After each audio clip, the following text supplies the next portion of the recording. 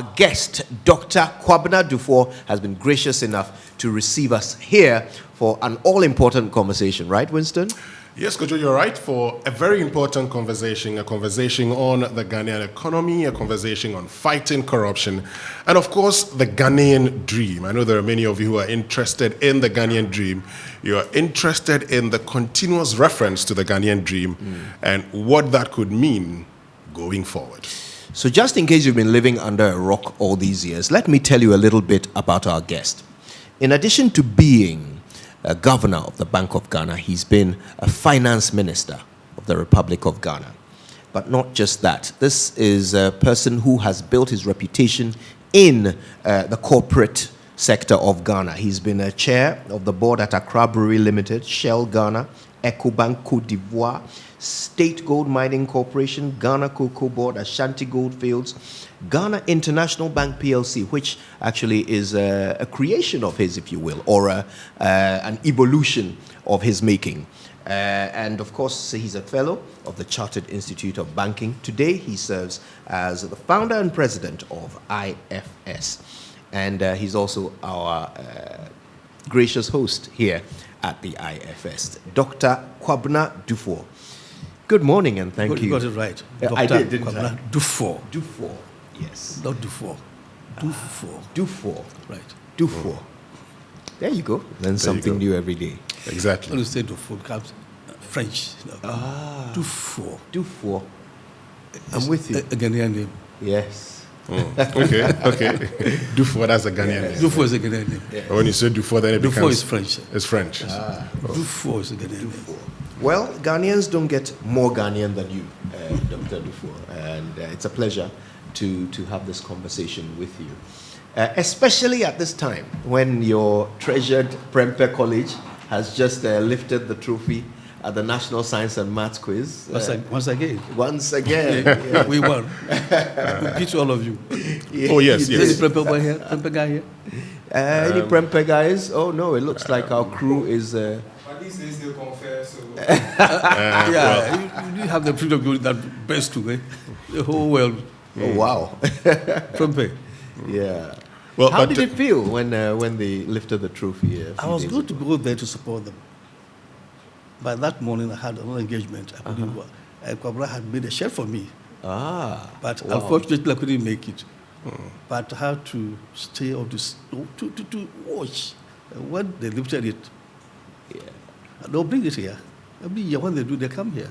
They come around. Oh, yes. Well, because there's been comments on social media that says, so we haven't heard Kwabena Duffuor make any point or make any comment about the victory so far. Before that, we made. After victory, we have been, today or tomorrow we'll speak. Okay, yeah, because they're waiting. They say, haven't said anything. No, we're going to do it today or tomorrow. Get ready. Wow. Well, that's something to look forward to. Yeah. The official statement. Prempeh made me who I am today. Yeah. Well, we're talking about how we are living in interesting times while Prempeh College is lifting the trophy. Ghana is also trying to wrangle its way through a new budget for 2022. There is no conversation with Dr. Duffuor which would be complete without a conversation about the economy, right? Because your record is quite stellar, isn't it, Winston? It is, Kojo, and talking about his record, we've talked about tax to GDP, for instance, and in your tenure as finance minister, the evidence is there over 20% when it comes to tax to to GDP. But one of the things we're interested in this morning is that with public debt of about 341 billion Ghana cedis, representing 77% of GDP, and with inflation at 11.5%, with fiscal deficit at 9.4% of GDP, the question many Ghanaians are asking is the Ghanaian economy on the right track? Are we in the right direction? Well, I would say we have some challenges. There's no question about that. But talking about the public debt, it's quoted in cities. Yes. Okay. Yesterday, I made a point that between 2006 and 2019, the city depreciation affected the public debt in cities because about half, 50% of the public debt is in foreign money. So when the cedi depreciates, it affects that portion. And we made a point that between 2006 and 2019, the public debt was affected by about 30%. So the increase, you see, is not money government has used, or you and I we have used, but the cedi depreciation has blown the public debt by 30%. You understand it? Sure. Yeah. So yeah, we are going through serious challenges, but I think we can handle it. Talking about being able to handle it, now the public debt itself and the cedi depreciation is another conversation, because we've used the cedi depreciation. I mean, we've talked about the cedi depreciation also being a feature of how we manage our economy. So isn't that an indication of how poorly we've managed our economy over the period? I would not say yes. But so your currency is your strength. Yes. And your strength is what you are able to produce. I've been there before. I have been in the Ken's seat, and I know what he's going through now. When I got the job in 2009, I feel the same situation. A big gap between revenue and expenditure. A big gap. I said, what should I do? To the extent that I even introduced the fiscal stabilization levy. And because of the gap, and the fact that, as I sat down, I said, look, I have to put Ghana above anything and anybody. So I imposed the levy on banks and insurance companies. 5%. And they all knew that I had businesses in banking and insurance. But that wasn't my problem. I have to save Ghana before I save my companies. So I did that out of desperation. Ghana must be saved. So I see what Ken is going through now. I'm sure his aim is to make sure the gap between revenue and expenditure is closed. For him to have money to run the nation, as I did in 2009, when I imposed taxes on my own companies, and my children were not happy. That what are you doing? And I said, we have to save Ghana before your companies, our companies.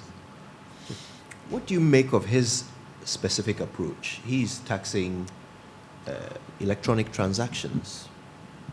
Would you have done that? I would have looked at the extractive industry. Why the extractive industry? I mean, the minerals, the mining. I think we can have a deal with them even right now. Because if you look at what our peers like Botswana and Nigeria are raking in. Botswana is smaller than Ghana. They live on diamonds mainly. And their diamonds reserves are not bigger than our gold reserves at all. And if you look at the figures, we had an event here 2 weeks ago. Botswana rakes in almost $4 billion every year from their diamonds because of the model they have. Okay? How much do we rake in from the gold mining industry? Even though 2018, we exported over $6 billion of gold. How much came in? Because of the model we have. And you go to the mining, the oil sector. The law was made when we were in power. I'm not blaming anybody. I was part of it. We do not have more than 16 to 20%. Yeah. Okay, you know it? Yeah. Nigeria has over 51%. So they break 51% of their revenue from oil. We about 16, 20. All that I'm saying that is that we can sit down with them now, not that we're in difficulty. Let's talk to them. Let's negotiate with them. Okay. I'm sure they will understand, especially if we refer to Botswana, refer to Nigeria. If we made a mistake in the past, let's sit down. We can go like that. We need money to manage our nation. Our children, some of them are going to schools under trees. As I mentioned yesterday, it's a dent on our conscience as a nation. It can be done. We have a deficit of almost 40 billion. Would extractive industries be able to make a big enough dent in that? Exactly. I mean, what infrastructure? Extractive? Yes, the extractive industries. Yeah. Taxing them.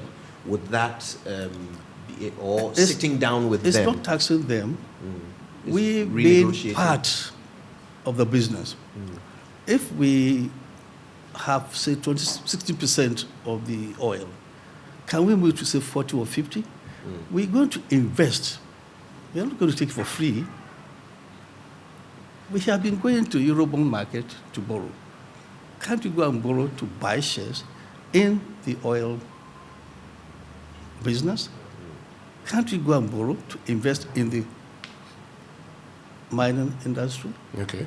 So that we become part owners. So you want to see Ghana investing in these sectors, gaining more percentage stake in it. Exactly. So you support, for instance, the plans by the GMPC's Explorco to acquire shares in Aker Energy, for instance, and AGM Petroleum? In principle, yes. Any attempt they will make to acquire more shares in the mining industry, in the oil industry, I will support it. How it will be done will be their problem because they are the technical people. But being part of it, it's an agenda all of us should look at seriously. Yeah. How about plans to securitize royalties, as in Ijapa? Do you think that is also a viable way of raising revenue by government? See, Ijapa, when I was in power, when I was the finance minister, the issue cropped up. How do we maximize our royalties? You know, when I became the finance minister, it was 3%. And it's been so for years. I looked at the royalties in the neighboring countries. Theirs were 7%, 8%. Ours was 3%. So I went to my boss. So, boss, this is what I observed. What do we do? I think we should raise it to 6%. I said, oh, yeah, let's do it. So I went to Parliament and asked for a 6%. In the end, I had 5%. Okay. But before that, when I was the central bank governor, I had studied the gold exports of the whole industry. You know, by our law, Ghana has 10% carry-free in any mining company. Okay. And the way it is, if the company does not declare profit, and indeed decide to pay dividends, you don't receive anything. So you own 10%, but you will never have anything. So I decided that we'll be able to form a company to be called Ghana Gold Company. It's been done before. I have seen a company like that in Australia, in Canada. At that time, I think Kwabena was in London. I spoke to some first-class investment bankers who supported me. Locally, I fell on people like Togba Fede, Kofi Bakna. I brought them together. But this is my vision. What do we do? And they did a good job. So we had almost formed Ghana Gold Company. We went to Parliament, first cabinet, it was accepted. Went to Parliament, it was accepted. The 2011 budget. Okay. We went to Kufridria with the Finance Committee of Parliament, the two parties. They were very happy. They approved. Okay. We came back and consulted my Attorney General, Martin Amidu, who did the brilliant job and advised me what I should do. Because of this, we had to pass a bill, which was referred to the Minerals Development Act or something like that. By the time it was passed, I was no more in government. But it was passed in 2016 by President Mahama. It was a good job. But they did not move forward to complete the Ghana Gold agenda. And a new government came, looked at it, modified the law, and they moved ahead with it. So in principle, trying to maximize the royalties and our gold interest is something we should pursue. But I haven't read much about Ajapa, so I can't really comment on it. But that's the genesis of the maximization of the gold, the royalties, and the gold interests of Ghana. That was the heading. Okay. And when we have time, I'll let you read the whole literature. But the idea is good, that we should put our gold interests together, maximize the interest. It's a good idea. But Ajapa, I don't know much about, haven't read much about it. Okay. Now, you've talked about bridging, the revenue and expenditure gap. Yeah. And I mean, the question was asked about the taxes that are being proposed in the 2022 budget. One of it is the electronic transaction levy. Now, do you think that we should be taxing electronic transactions in the country? Should we? Should we tax electronic transactions by 1.75%? I think 1.57, I may say it's a bit high. 1.75 is a bit high. Maybe it should come down a bit.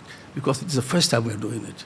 Maybe we should start gradually and see how the people will receive it. You say, in all taxation, the incidence is very critical.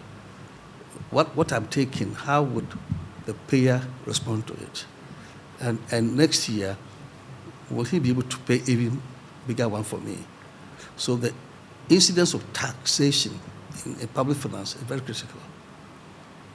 So you say it's a bit too high. What would you propose be the percentage? Let Parliament complete the discussion today or this week, and we'll see. They are the people's reps. Let democracy work in Parliament for us. And the people's reps listen to key persons like you. Yeah. They have talked to some of us. So they will come up they've spoken to with a solution, I know. And you made suggestions to them? They'll be okay. They'll come up with something. But you've made suggestions to them? I've told you that incidents should be such a way that it will not discourage those who are paying. Okay. Now, you talked about introducing the fiscal stabilization levy. Whenever we need money, we've always resorted to indirect taxes. The question is, why don't we increase the collection of income tax in bridging the revenue and expenditure gap? The income tax? Yes.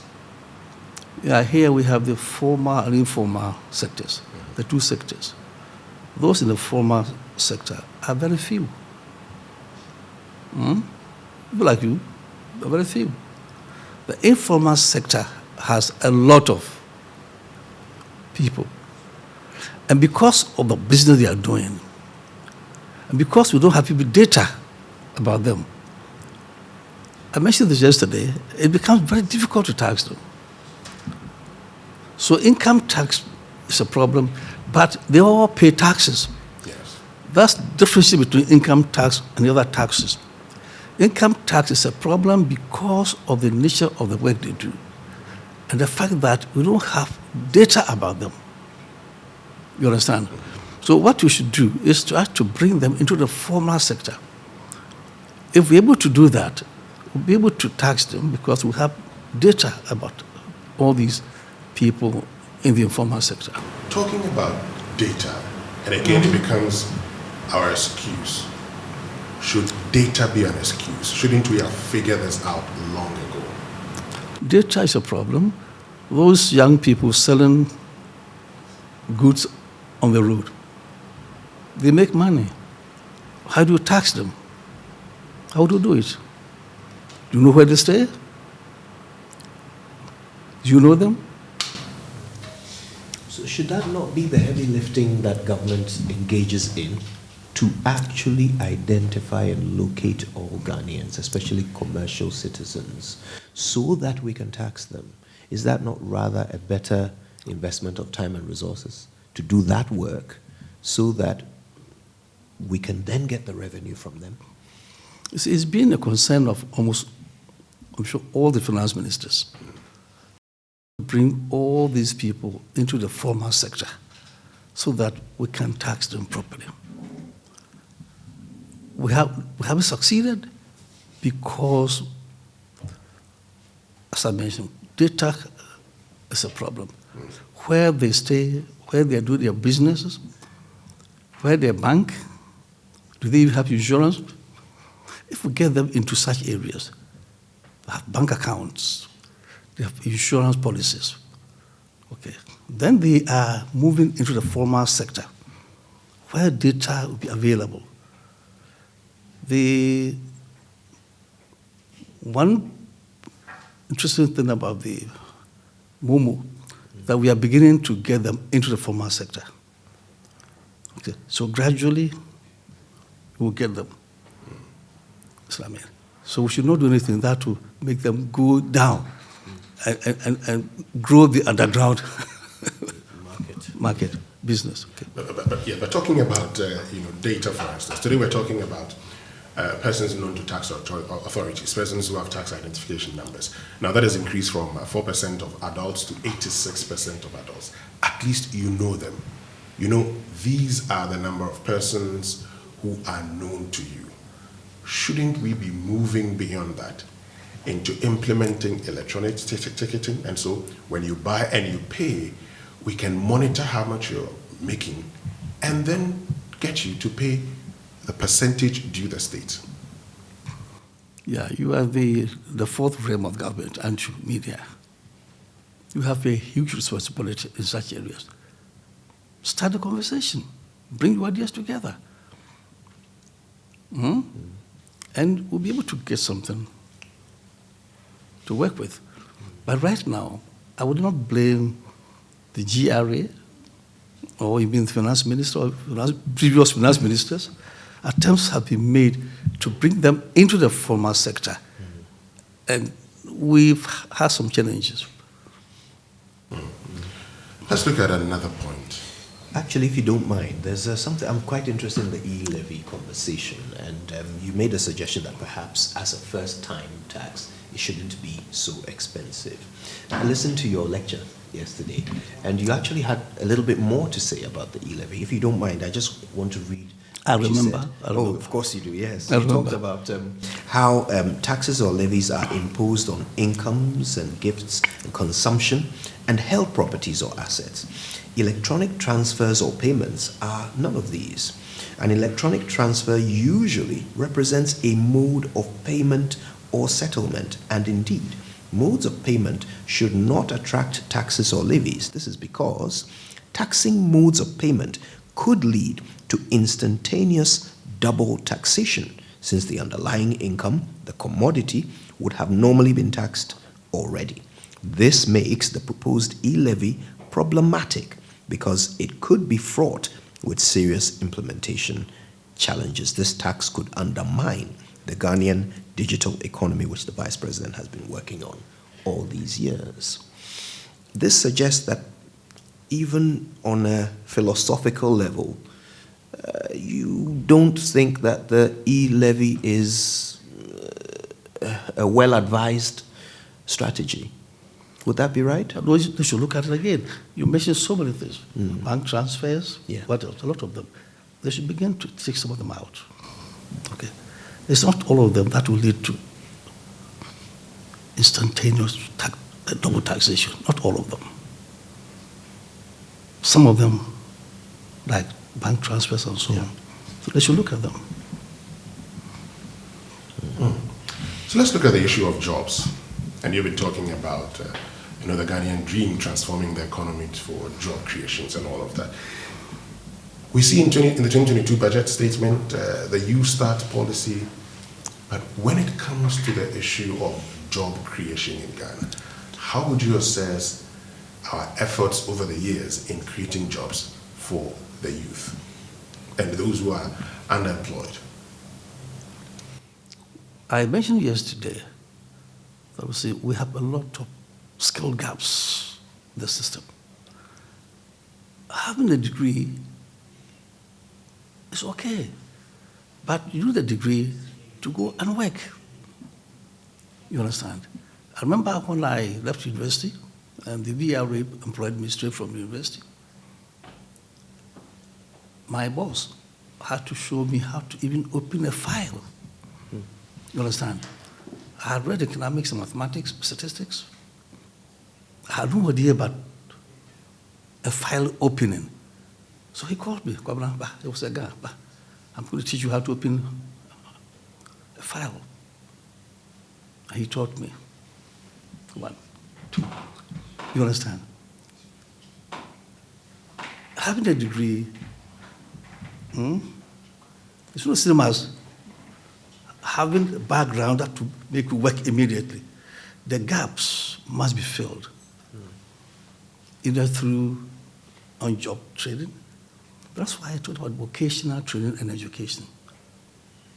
In the past, we did not pay attention to that. We all wanted degrees, BSc, MSc, PhD. But industry needs people with skills for the industry, not BSc, LLB. Okay, now, look at our construction industry. I have a friend in that industry, and he tells me they have to bring in people from La Côte d'Ivoire for plastering, other things. Yeah. Because we, as a nation, didn't think it was respectable enough. But industry doesn't require the type of education we had. A bricklaying, for example, is a special field. If we haven't gone out before, look at the buildings in the UK, the US. Bricks are being used to put up houses. We have clay in Ghana, don't we? Yeah. Clay deposit everywhere. We are still relying on imported raw materials to build. And then we talk of affordable. Do you have control over the imported items coming in? Cost affordable. But if we had bricks, local materials, to put up buildings for our people, then we can control the prices and say that this building will cost 20,000 cedis. It's affordable, and the beginners can buy them. But to the extent that we are relying on imported clinker, imported materials, you have no control, especially when your city started depreciating. The cost of buildings go up. So affordability becomes just a theoretical thing. So we have to focus on vocational training and education for us to get young people who can help us move the industry forward. And they should be paid well. In other areas, a tanker driver be getting more than graduate. You see a tanker driver marry a female medical doctor. Let us raise the image of those in the vocational training and education, pay them well, for them to perform that particular role. You go to UK, you call in a plumber, within 1 hour, what you pay to him So if we do that here, why would these young people go into vocational training and education? They are part of us, but we have made them feel inferior. If you go in for that degree, nobody respects you.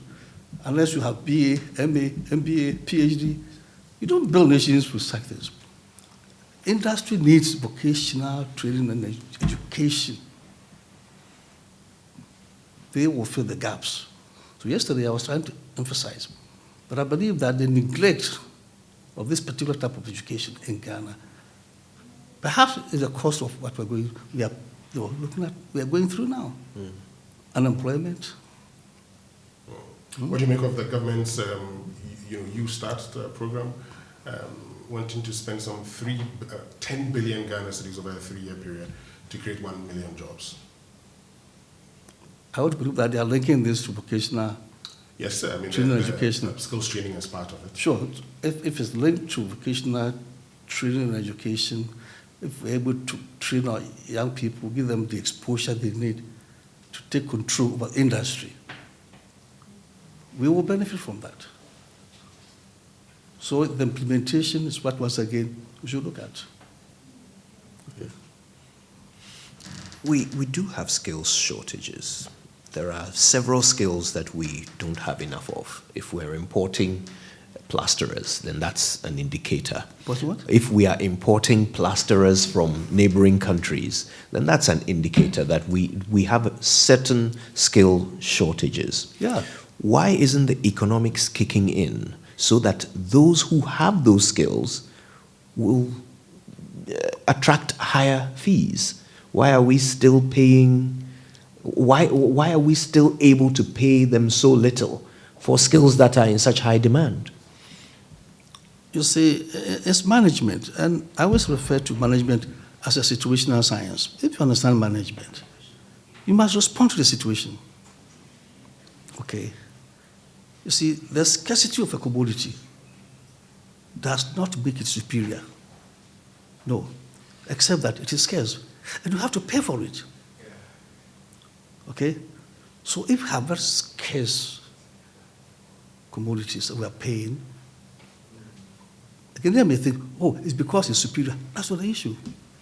The moment we're able to produce more of those commodities, the price will go down. But once there are only few of such commodities, they must get the right price because they are scarce. But over here, we don't believe in that. If I pay him so much, he may think that he's superior. The scarcity of a commodity does not make it superior. It's just scarce. And pay for the scarcity, for them to produce more. As we get more, the price automatically will go down. So I agree with you. We should pay them well now, so that others will move into the industry. If he's getting so much, he's a plumber, he's getting 5,000, 6,000, 7,000. Why would others look at him and go into the profession? When we got more plumbers, the price naturally will settle at the right level. Okay. When we started banking years ago, there were very few bankers, a few accountants. Ghana Commercial Bank, I told you, we had only one. And he was a real jail. We were all looking at him. After 2, 3, 4 years, we have about 4, 5. And now we have so many accountants. The price has gone down. It happens to all professions. That's what we call market premium. Okay, market premium. The moment you get more professionals in that particular area, the premium will go away because there are many now. But when there are so few, you have to pay for that. Don't shy away from that. It does not make them superior. But they are scarce. Pay for the scarcity. Okay. So, Doc, let's get to the financial sector cleanup. Now, we've talked about public debt and of 341 billion. included in the public debt is the financial sector cleanup of 25 billion Ghana cedis. Now, as one, and you lost your bank, the bank that you founded as part of the financial sector cleanup. It's been 3 years. If you look back, what's your assessment of how the cleanup was done? Because of an interest in that, I would like to be spared, okay? Because the whole case is in court. We have taken the whole thing to court. It has been in court since 2018. I believe that we'll get some judgment one day. So let's wait. You did mention it yesterday, though, in your lecture. You talked about how it felt, to lose the license. You talked about how it felt to lose the license yesterday in your lecture. It was different. How it affected my family. Automatically, if you lose your property, would that affect you? It affected my family. But I was only lucky that I had a very strong, committed family who was behind me. It would have led to maybe a very disastrous situation. But thank God, I had a very strong family. When you look back, are there any things you feel you could have done differently in the running of your bank? I had left the bank in January 2009 Yeah. into government. Okay. My son was working with a Stanchart. He was not even there. Okay. And from all the indications we had, the bank was being run properly. My son became the CEO 6 months after there was this crisis. I didn't want to talk about that, comment on that, except to go to court and to wait for the judgment to come out. You have been a governor of the Bank of Ghana in the past, and this whole crisis was managed by the Bank of Ghana. How do you assess their management of it? The Bank of Ghana? Yes, their management of the banking crisis. You know, in 1990, we had a similar problem in Ghana. Okay, and the resolution was different from this one. Okay. And because I was part of it at that time, I don't want to comment on this. I've talked about management is a situational problem. You look at the situation and then you design solutions for that. Perhaps this is the way they saw that issue was resolved. At our time, it was resolved differently. How did you do it in your time? World Bank came to our aid and we set up UMPAT, you heard it, where all the bad debts were put in a trust and gradually we resolved the issue. Okay. And the same World Bank was also involved in this one, so I wouldn't like to comment. During our time, the World Bank and the government resolved the issues differently. This time, the same World Bank and the government are also doing it this way. That's what I'm referring to, the fact that management is a situational science. Perhaps this time, this is the way they want to handle it. In 1990, it was resolved differently. So let's wait. Okay. Well, if you just joined us, you've missed so much, but there's still so much more to come. We're having a conversation with Dr. Kwabena Duffuor at the Institute of Fiscal Studies here in Airport, Accra. We've already had a conversation about the economy. We talked about Ghana's debt, job creation, taxes, raising revenue. We've even touched on the banking crisis, even though, as you can imagine, Dr. Duffuor didn't want to say too much about that, but we still learned a bit. There's more to come. When we return, we'll find out what Dr. Duffuor's views are on corruption, on the work of Parliament. We might even touch on education. And then that all-important question, what is the Ghanaian dream? Plus, for those of you who are wondering whether or not Dr. Duffuor would like to be flag bearer, president, you'll hear from his own mouth when we return. Thanks to all of you for staying with us for this all-important conversation with Dr. Kwabena Duffuor. We've learned so much. We've talked about the economy. There's still more to come. We're going to talk about corruption, parliament, the Ghanaian dream, and whether or not we will soon be hearing President Kwabena Duffuor. But that's all to come. Yes, and talking about corruption, could you? So, I've been looking at the Auditor General's report and how much we've lost through irregularities over the last 4 years. For instance, we've lost about 9 billion Ghana cedis through irregularities, and we lose more. Others are not even accounted for.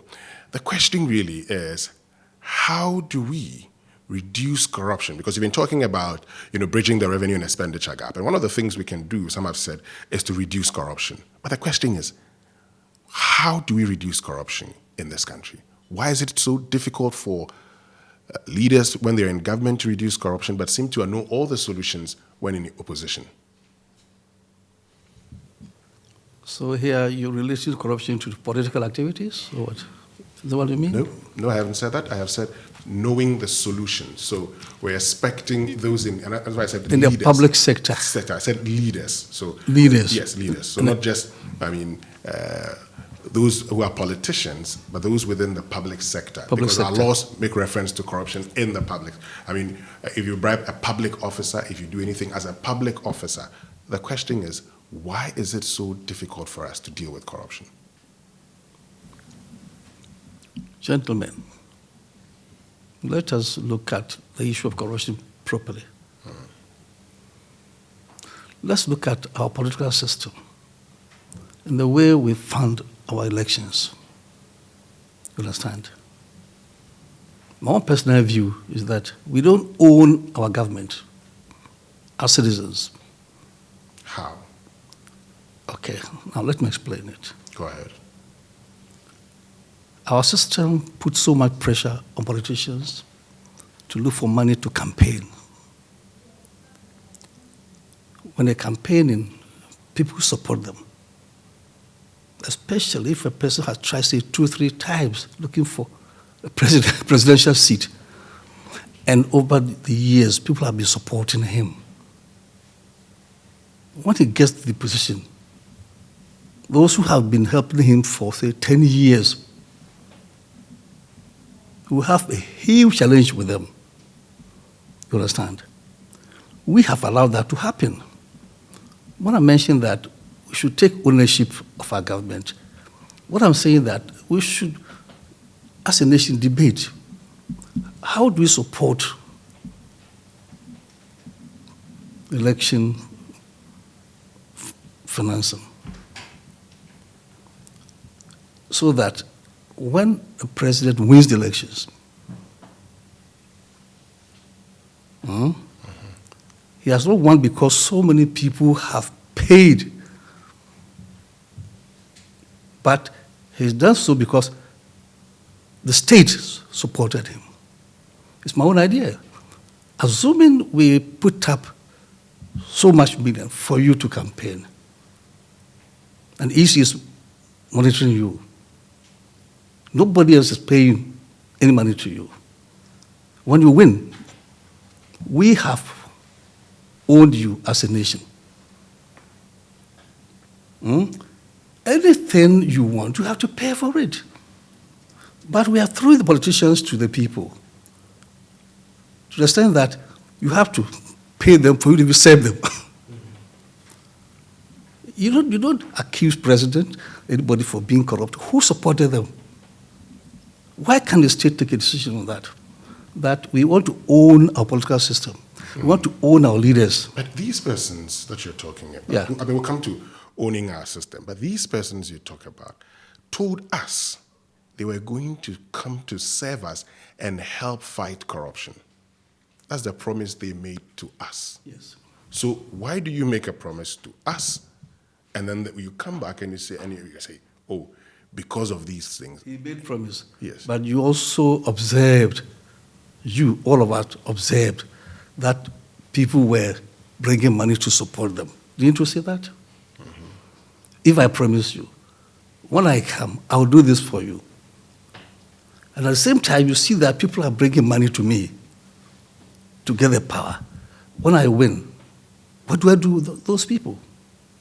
Does it then mean that in the current state, we cannot deal with corruption? We can. How? Exactly, we can. Let us decide as a nation that we want to own our government. So apart from owning our government, through what you suggest should be funding political activities, we cannot fight. We cannot deal with corruption. To minimize corruption, if we do that, we buy back our government, you own it. We have given you enough money to campaign. When you win, you appoint your ministers based on the confidence you have in those people. Even awarding a contract will be based on performance. I'm not saying we'll be able to uproot corruption. No, we'll minimize it. But with a situation where, after several attempts, one becomes the president, people are putting so much money, and you are saying that he should not let them come into the government? I'm not the best, but we have thrown them into this situation. My own brother is an MP. Why would an MP spend $1 million or $2 million cedis to get a job that to give him 10,000 cedis a month? Have you thought about it? What are you doing about that? Why did your brother do it? Or why did your brother go into this? They spend so much money, not only all the MPs, they spend money, they borrow money from banks. Don't you know that?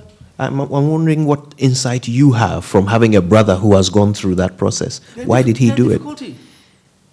They owe so much. They owe the banks. They owe the banks. They owe the banks. Okay.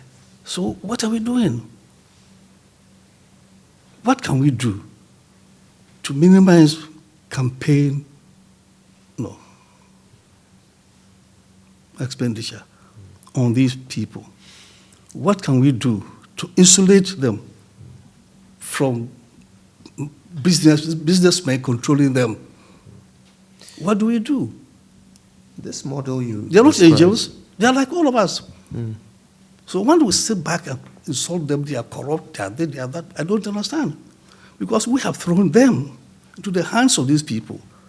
They support them, give them money, and when they win, they go to them. So those of you who couldn't contribute, you're not part of them. And I'm saying that let's just own our government. And it can be done. Let's try it. Don't look at the US or UK. We are in a peculiar situation. If our budget is 10 billion, and you are competing for the presidency, we say take 400 million, EC, monitor them for us. If they solicit for any money outside, disqualify them. Let's try and see how it will happen. And the system will be different. After you have won, you appoint your cabinet ministers. You award contracts to people who can do the job for Ghana. But right now, I wouldn't like to comment on corruption because we have thrown them into that situation. How do you get them? What do you insult them for? The old banks, you know that? They have to borrow money to do the campaign. They have to solicit money from other people. It doesn't happen like that in other areas. An MP borrow money to campaign? What about if he doesn't win? He's in his debt. Who will pay him to pay? Who will help him to pay? Will you? The media, you also have a role to play. Don't let us jump to the conclusion that they are corrupt. I would not support it. How do we own our government?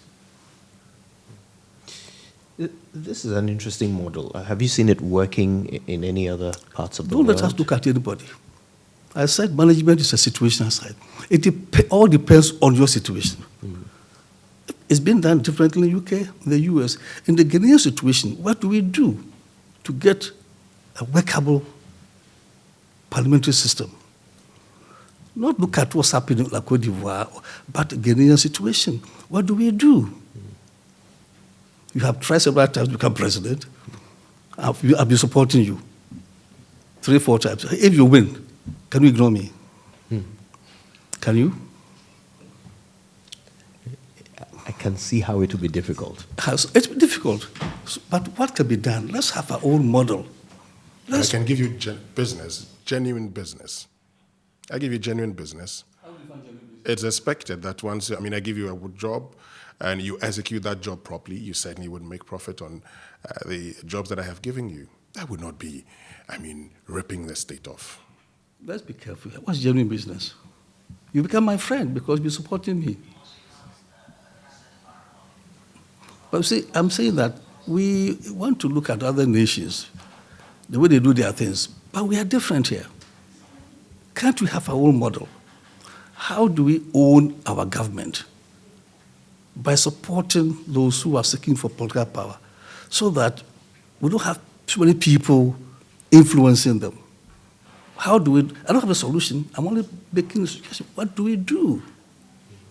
Instead of sitting back and accusing them, they are very corrupt, they are this, they are that. That will not solve the problem. Let's stop the blame game and look at the situation. What do we do to own our government? If you just joined us, we're talking to Dr. Kwabena Duffuor, and we've talked about so many things. Today's Ghana is probably far more preoccupied with what's happening in Parliament than anything else. We have a very unique Parliament for the first time, almost hung, with a speaker who does not belong to the same party as the party in the executive presidency. What's your assessment of Parliament's performance so far? Parliament? Well, they're the keepers of our pace. You know that? Yes. As a former finance minister, I understood the operations very well. Without they approving your budget, you can use it. Whatever they can do to make the budget more effective, prepare a very good appropriation bill, which will pass into Appropriation Act, should be fine. The discussions are, they're all democratic maneuvering. Let them do their work. And let's pray that they'll be able to get the appropriation bill and act for us so that come January 1st or 2nd, we have money to run the country. Generally, do you think this Parliament is doing a good job of checking the executive? As I said, their job is to make sure the pace is well managed. They give money to the executive to spend. After they've approved, then the executive takes over to run the country. We are the operational wing of the business. And these are the legal wing, the budgetary, the pace management wing of the business. They all have their roles to play. And I think all that we have to pray for is that they do their work well and make sure they give a good budget to the government to run the nation for us. Part of their job in protecting the public purse is to ensure that there isn't wastage. And there is every year an Auditor General's report presented to Parliament, which indicates billions of cedis that can either not be accounted for, misused, and so forth. Does Parliament do all it can? When these reports come to them, do they do all they can to ensure that it doesn't happen again? To ensure that what we've lost is retrieved where possible and that it doesn't happen again? I wouldn't want to talk much because I don't have insight into what they do in the audit section of Parliament. I wouldn't know. But I think implementation is what we are all unable to effect properly in this country. Implementation is an issue almost everywhere. Okay. We're talking with Dr. Kwabena Duffuor. We've just spent a little time talking about corruption. We've heard his views on Parliament, particularly with its current predicament of the 2022 budget. I suppose that means when we come back, we can finally discover what this Ghanaian dream is all about, and whether or not the name Dr. Kwabena Duffuor will be appearing on a ballot near you sometime soon. Stay with us. Yes, indeed. We've come to that point that many have been waiting for with our conversation this morning. Dr. Kwabena Duffuor has been telling us his views on several things, including the economy, corruption, Parliament.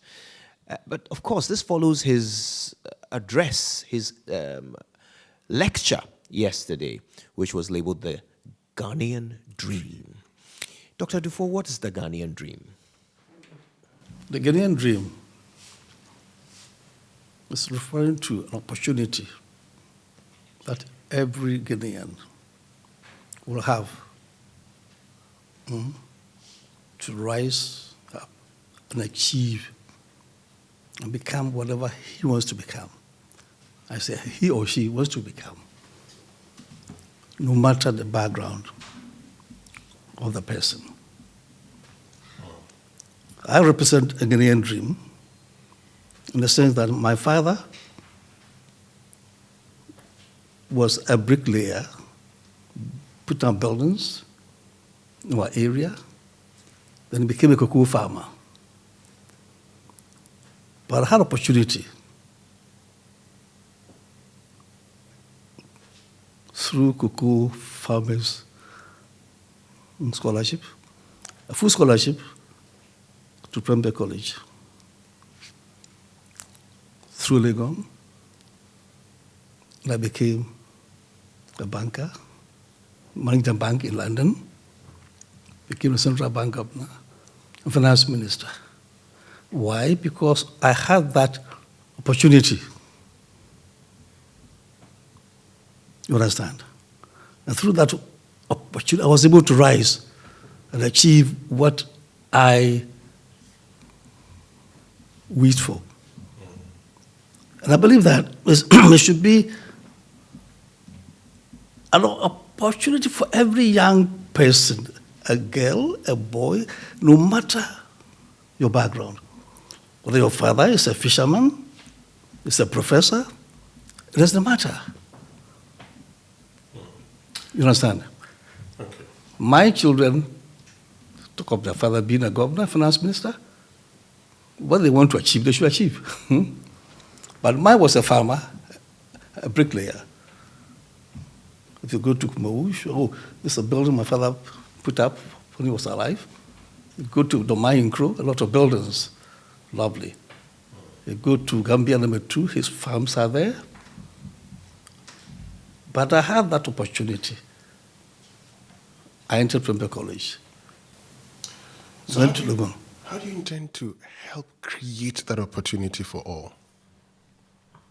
Try to level that ground. A plain level field for every Ghanaian child without any hindrance. That yes, in those years, cocoa board scholarships were given to cocoa farmers' children only. And government had other bursaries for the educated people's children. So quite clear. Right now, there are very intelligent children in the rural areas. We can't even find them. We didn't have the opportunity that I had. How do we look for these children? That's my Ghanaian dream. How do you look for them?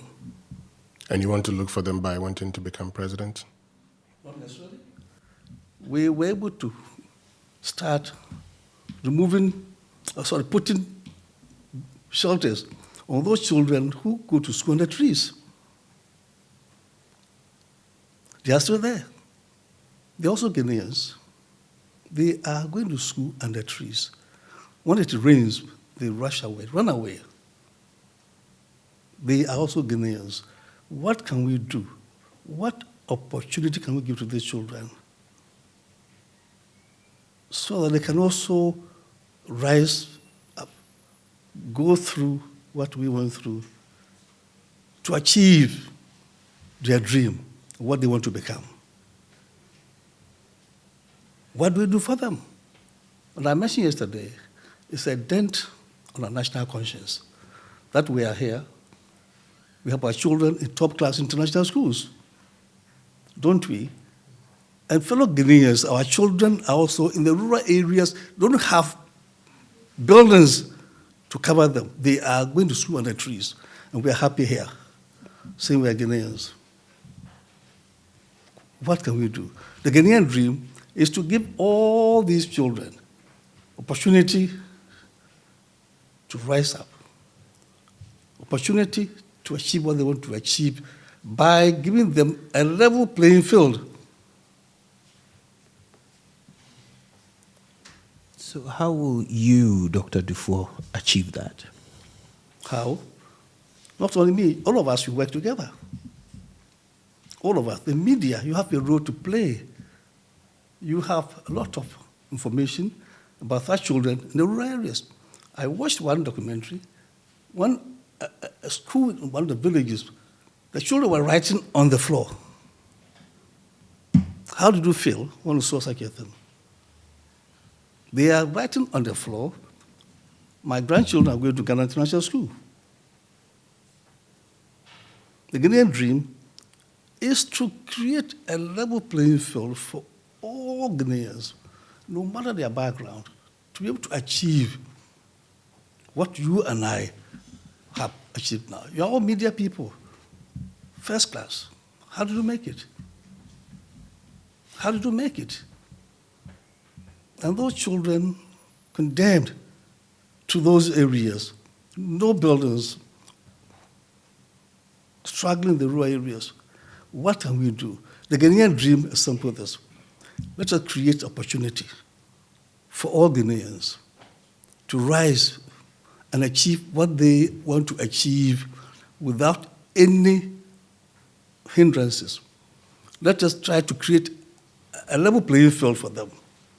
Let's have a government that will help provide an environment so that we will flourish, all of us. Dr. Duffuor, do you want to be president? I belong to the NDC. We have not opened any nomination for presidency. All that we're doing now is to build a party. Make sure we build a very strong party. I had a video trying to engage all the members to come together to build a formidable political party so that we'll be able to contest for the elections. When it gets there, you will know. Let's get to the river before we cross. We are not there yet. When we get there, we'll cross, and then you will know. But right now, the focus is on the party, not on any individual. And after the party? When the party becomes so strong, the party will throw out its own leaders. And one of them could be you? We're not there yet.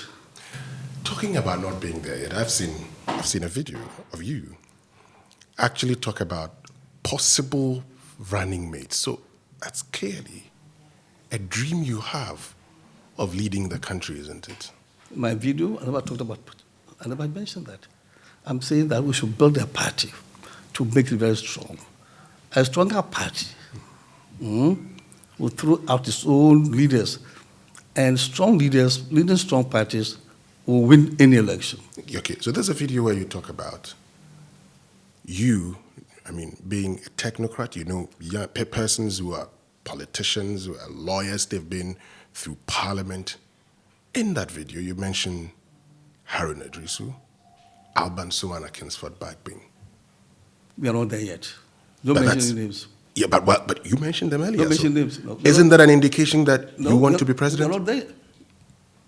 We have not got to the river. How do you cross it? Let us get to the river and we'll cross it. When we are crossing, we'll tell you. We are here now. Help us to cross it. At that time, bring us names. People you have gone around and heard that they are very good people. Let's have the names. But as of now, let me be frank with you. The focus should be on the party. You see, people are trying to draw wedge between people like me and John Mahama and so on, weakening the party. John Mahama's best friend is my son. Okay, there's nothing between us. But people think that by doing that, maybe they will have advantage. My focus is to build a party, a strong NDC, a formidable NDC will be able to win the election.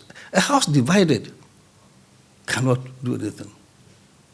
People are trying to divide us, but I pray that those people will fail, will have a strong party, will work towards the elections, and the leaders will emerge.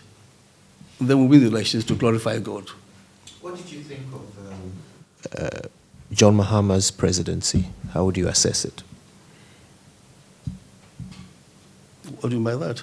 Do you think he did a good job as president? Why not? Did you see anything wrong with that? No, I'm asking you. I'm asking for your assessment. No, I wouldn't like to. See his friend? When you make reference to his friend, an indication that you don't want to say anything that would hurt his friend? He's my son. So you don't want to say anything that would hurt your I son? don't want to hurt my son, no. Okay. So if you were to say something, your son might be hurt? Eh? No, John did his best, let me tell you. In politics, you go in there to do your best.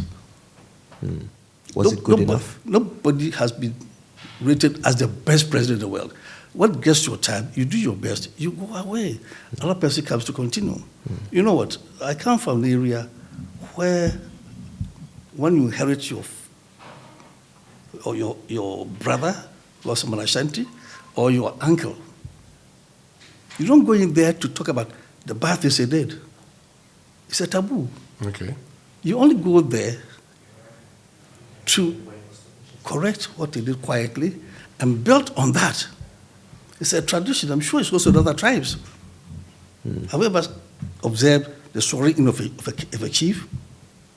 Yeah. Have you ever? Yes. What does she say? What my uncle came to do, what my brother came to do, is what I'm coming to continue. Not to come and erase what my father did, my brother did, my uncle did, and then start all over. It's never happened in our tradition. And it should not happen in politics. So would you hope to continue what John Mahama has done?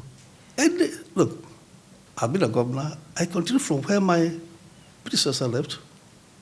I didn't go to finance ministry to erase what Baidu did. No. Wherever I go, I build on what I am given. That's what we call development. So if John Mahama has done his best, would you recommend that he now It's not goes his away? best. That's not the issue. He was the president, he did his best. History will judge him. Should he be given a second chance? Excuse me? Should Mahama be giving another chance at the presidency? The party will decide.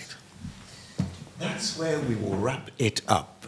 With this conversation, Dr. Kwabena Duffuor has certainly given us a lot to chew on, and it's been quite a pleasure spending the last just a little over an hour with him.